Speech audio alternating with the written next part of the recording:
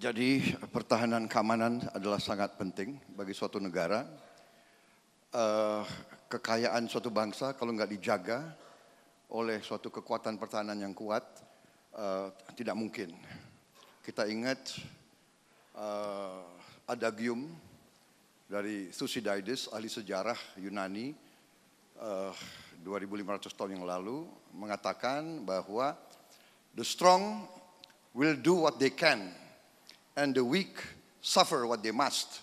Yang kuat akan berbuat sekehendaknya. Yang lemah harus menderita.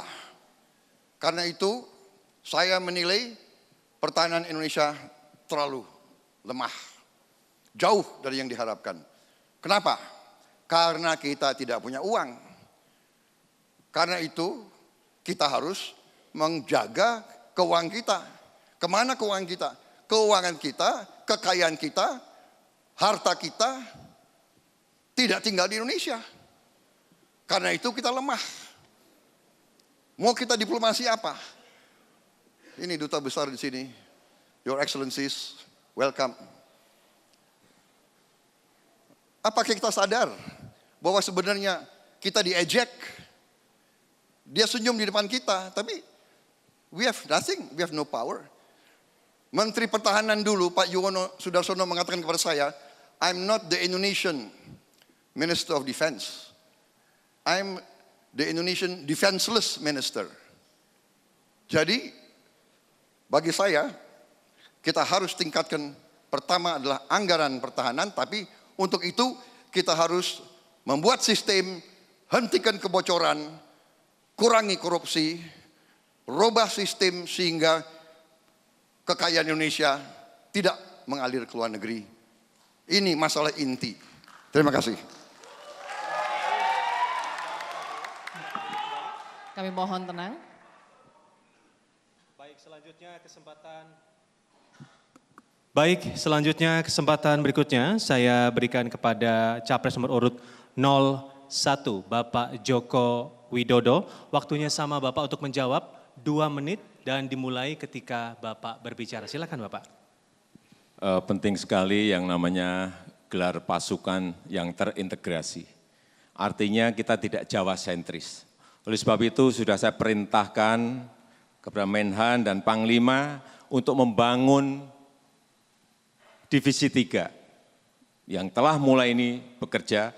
Divisi 3 Kostra di Goa, kemudian Komando Angkatan Udara di Biak, kemudian Armada 3 Angkatan Laut di Sorong, ini sudah dalam proses pembangunan dan segera akan jadi. Saya juga telah memerintahkan untuk gelar pasukan di 4 titik penting. Gelar pasukan terintegrasi yaitu di Natuna, sebelah barat, kemudian di Morotai, sebelah timur, kemudian di Samlaki, dekat Masela itu di sebelah selatan, dan kemudian di Biak. Apa yang kita harapkan dari gelar pasukan ini? Artinya titik-titik pinggir yang ada di negara ini semuanya terjaga.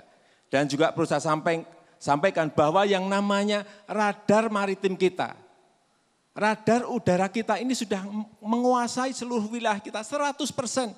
Karena ada 19 titik radar udara kita yang telah terkoneksi. Ada 11 titik radar maritim kita yang telah tersambung dan terkoneksi. Mengenai anggaran, juga perlu saya sampaikan, anggaran di Kementerian Pertahanan kita sekarang sudah 107 triliun. Nomor 2 setelah Kementerian PU. Artinya perhatian kita terhadap pertahanan ini juga bukan main-main. Bahwa masih ada yang proses, ada yang kurang, inilah yang harus kita perbaiki sebagai pemimpin. Saya optimis dengan penguasaan radar udara, radar maritim yang sudah 100%. Siapapun yang masuk ke teritori negara kita akan Bapak ketahuan. Jokowi, waktunya habis. Akan ketahuan. Terima kasih Bapak.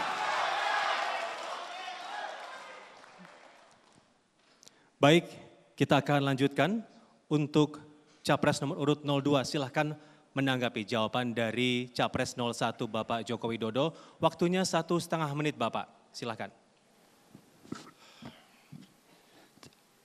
Jadi masalah pertahanan keamanan ini saya kira, maaf Pak Jokowi, mungkin Pak Jokowi dapat briefing-briefing yang kurang tepat. Jadi 107 triliun itu ya 5% dari APBN kita, 0,8% dari GDP kita. Padahal Singapura itu anggaran pertanian 30% dari APBN-nya. 30%. 3% dari GDP mereka. Saya hanya mengatakan, saya pengalaman Pak di tentara, budaya ABS banyak Pak.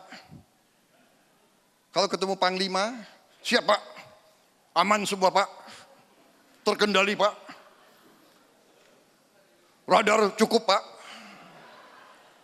Pak, tidak benar Pak, tidak benar. Jadi itu aja Pak, saya tidak menyalahkan Bapak.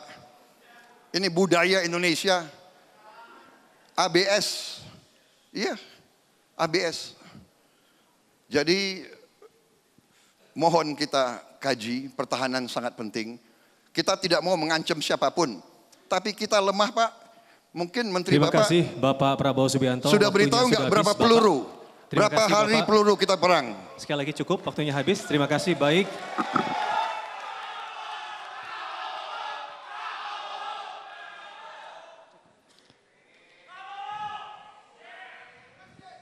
Baik, cukup. Harap tenang, kita lanjutkan kembali. Baik, saya akan lanjutkan kesempatan berikutnya untuk Capres nomor urut 01, Bapak Joko Widodo, untuk menanggapi jawaban dari Bapak Prabowo Subianto. Waktunya sama Bapak, 1,5 menit. Silakan. Saya melihat Pak Prabowo ini tidak percaya pada TNI kita. Saya yang sipil, saya sangat percaya kepada TNI yang kita miliki. Sangat percaya. Karena misalnya yang seperti tadi saya ceritakan di Natuna, saya lihat sendiri kok dibangun di sana. Di Sorong juga sudah mulai dibangun. Saya cek, ada benar barangnya. Tetapi yang paling penting menurut saya dalam rangka masih kurangnya anggaran pertahanan kita, ya kita bangun dengan cara investasi di bidang alutsista.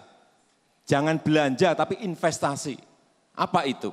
Artinya setiap anggaran yang ada di Kementerian Pertahanan itu harus kita pakai untuk membangun industri alutsista kita.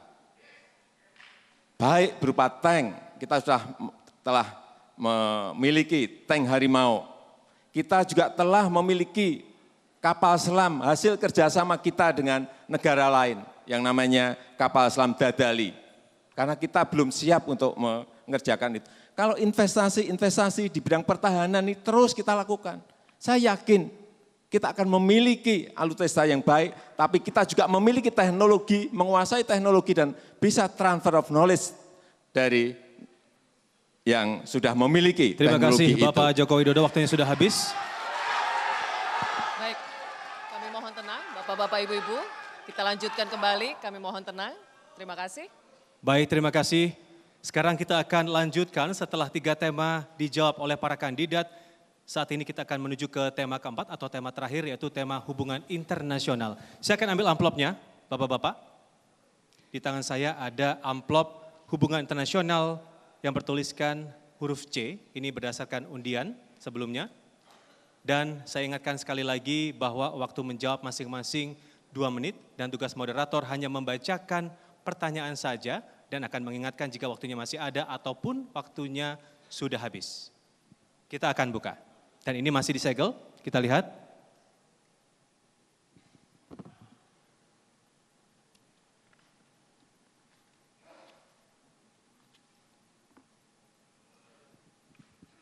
Saya akan bacakan.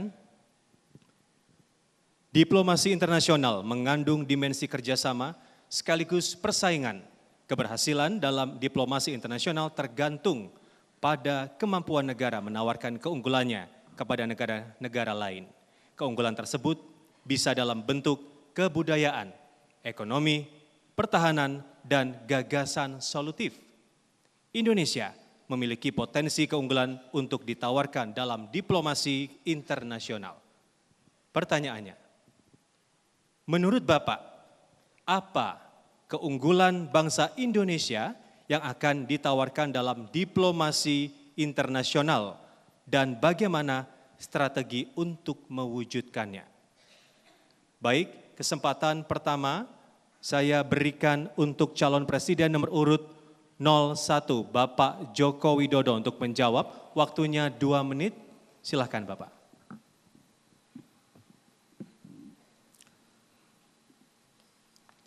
Negara kita, Indonesia, adalah negara dengan penduduk muslim terbesar di dunia.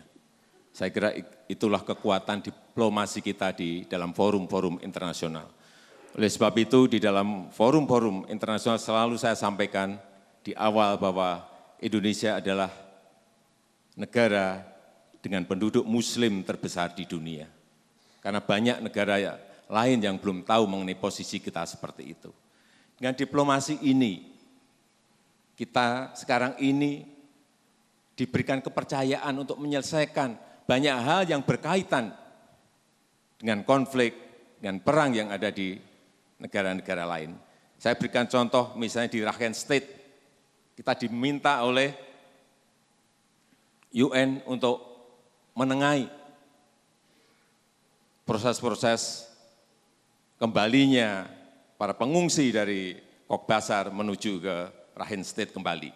Kemudian juga di Afghanistan, kita juga diberikan kepercayaan untuk ikut merukunkan, mendamaikan dari faksi-faksi yang berkonflik di sana. Sehingga inilah juga yang menjadi kekuatan karena kita tidak memiliki kepentingan apapun, baik di Rakhine State, baik di Afghanistan, dan di negara-negara lain. Saya kira kekuatan kita sekali lagi, kekuatan kita sebagai negara dengan penduduk muslim terbesar di dunia ini bisa kita jadikan sebagai modal besar bagi kita berdiplomasi dengan negara-negara lain. Termasuk juga dalam kita menawarkan produk-produk dalam perdagangan dengan luar negeri, ekspor. Saya kira ini juga menjadi sebuah kekuatan besar. Potensi-potensi yang ada di negara kita, produk-produk yang memiliki kualitas yang baik, yang masuk ke negara-negara yang memiliki penduduk muslim, ini juga salah satu yang menjadi kekuatan dan Terima potensi kasih negara Bapak Joko kita. Widodo, waktunya sudah habis. Kami persilakan untuk duduk kembali. Kami mohon tenang. Terima kasih. Kami mohon tenang. Ya. Baik, saya akan lanjutkan. Selanjutnya Capres nomor urut 02 untuk berkesempatan menjawab dengan pertanyaan yang sama. Waktunya masih sama Bapak, 2 menit. Dimulai ketika Bapak berbicara. Jadi diplomasi adalah untuk memajukan kepentingan nasional sebuah negara melalui jalan-jalan perundingan dan jalan-jalan pertukaran diplomasi. Tetapi diplomasi tidak bisa hanya dengan menjadi mediator, itu penting.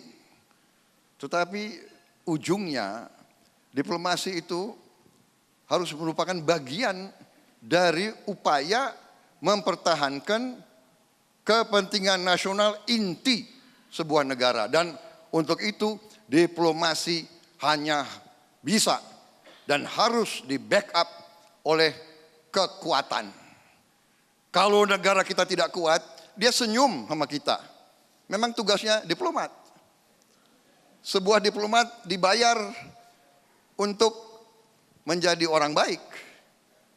Tapi dia tidak segan. Dia hitung kekuatan kita. Pak Jokowi, tolong penasihat militernya. Bukan saya tidak percaya sama TNI. Kapal selam berapa yang kita miliki? Jenisnya berapa? Kemampuannya berapa? Pesawat berapa? Kita negara seluas Eropa. Berapa squadron fighters yang kita punya? Peluru kendalinya berapa? Pak, diplomasi kalau hanya senyum-senyum menjadi nice guy, ya begitu-begitu saja Pak. Kalau ada armada asing masuk ke laut kita, apa yang kita bisa buat? Jadi bukan saya tidak percaya. Saya ini TNI, Pak. Saya pertaruhkan nyawa di TNI. Saya lebih TNI dari banyak TNI. Mohon tenang. Terima kasih Bapak Prabowo Subianto, waktunya sudah habis. Kami persilakan untuk duduk kembali.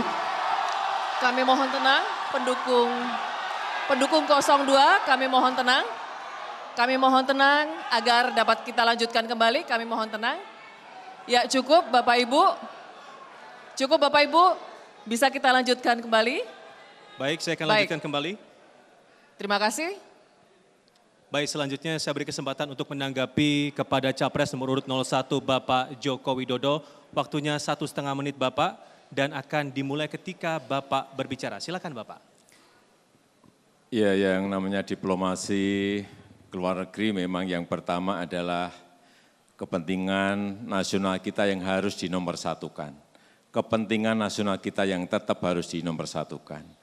Kemudian yang kedua juga perlindungan terhadap warga negara Indonesia yang ada di luar negeri. Ini penting sekali.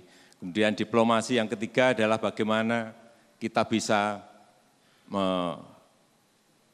menjalin perdagangan, investasi dengan negara-negara lain. Saya melihat perkembangan sekarang ini baik di PTA, di FTA, di SEPA, kita memiliki kemajuan yang sangat besar. PTA, Preferential Trade Agreement, kita melihat bahwa di situ hal-hal yang berkaitan dengan tarif non-tarif itu bisa dibicarakan apabila memang diplomat-diplomat kita memiliki kemampuan dalam bernegosiasi dengan negara-negara lain.